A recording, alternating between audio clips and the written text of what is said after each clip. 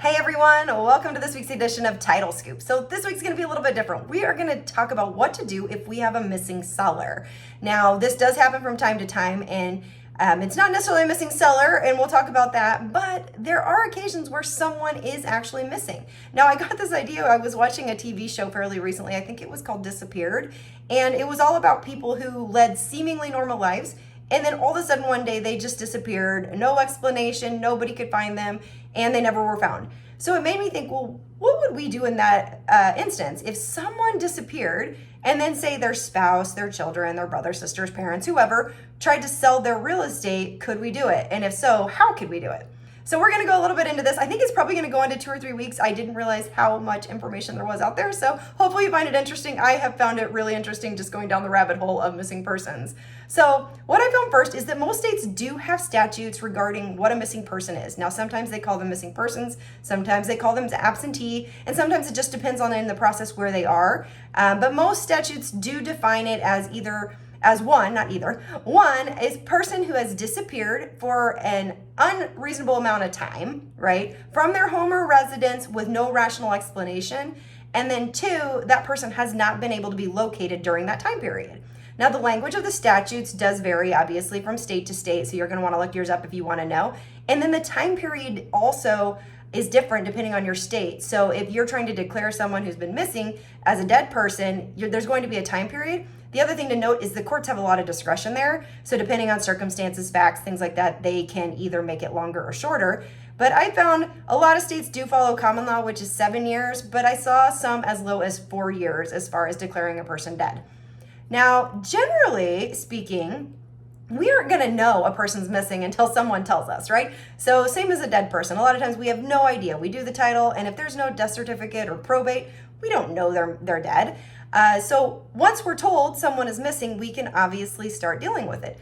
The most common that we hear when you think of missing seller is more something like, husband and wife lived in this property. They're both in title. Wife left 20 years ago. She is in Mexico and he hasn't talked to her. And he'll say, I don't know where she is. I haven't talked to her in 20 years. Usually that's not a missing person per se. Usually that is us asking a few more questions to say, hey, do you have her social media, her cell phone, her email? Do you know her parents, her friends, things like that? And she can be located and she can sign whatever documents we need. That's not the type of missing person we're necessarily talking about today. Today we're talking about what happens if they are legitimately missing and can't be found.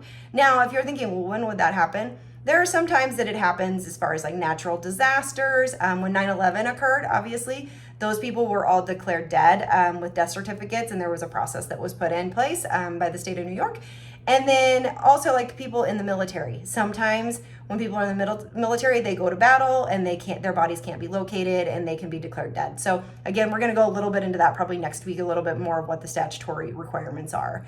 Now, most of the time, also, I should say, you can't just go by the time period. It's going to take a court intervention. I think everybody probably knows that. But if we have this scenario, we're probably going to require some type of court intervention. And again, it's all going to be dependent on the facts of whether we can get this deal done or not and how long they've been missing, things like that. So most states do have statutory powers to regulate the estates of missing persons or declared dead persons. Now, if they've been declared dead, they can follow generally the probate statutes. But usually most states have a provision. And the reason for that is because we stem all the way back to 1894, I believe, is when this case happened. And it was in the United States Supreme Court. It went that far. So what happens is I'm gonna talk to you about the facts because I found it fascinating. Single guy, never been married, no kids, owns a piece of property. In 1881, he disappears. Nobody knows where, nobody can find him. 7 years later, a relative, I think it was a niece, came in, petitions the court to have him declared dead, and she wants to sell the real estate. Court agrees, declares him dead, opens the estate, appoints a personal representative or administrator. They sell the property. It gets sold, I think, another time. Missing guy randomly shows back up in 1891, 10 years after his original disappearance.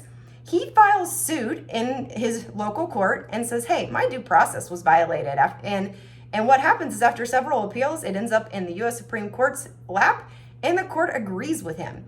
They state that subsequent proof of the continued life of the absentee retroactively destroyed the court's jurisdiction. The appointment of the administrator and all acts performed by him or others in reliance on the court's jurisdiction were deemed violative of due process and void. So essentially, the court determined that the probate court didn't have jurisdiction to administer an estate of a live person. So they only had the power to administer the estate of a dead person, and his due process was thus violated. So that began the state regulation on missing persons and their estates. All right, that's enough for today. If you guys have questions, let me know. Next week, we will talk about state specifics and some of the stuff we might see if we have a missing person. We'll see you next week.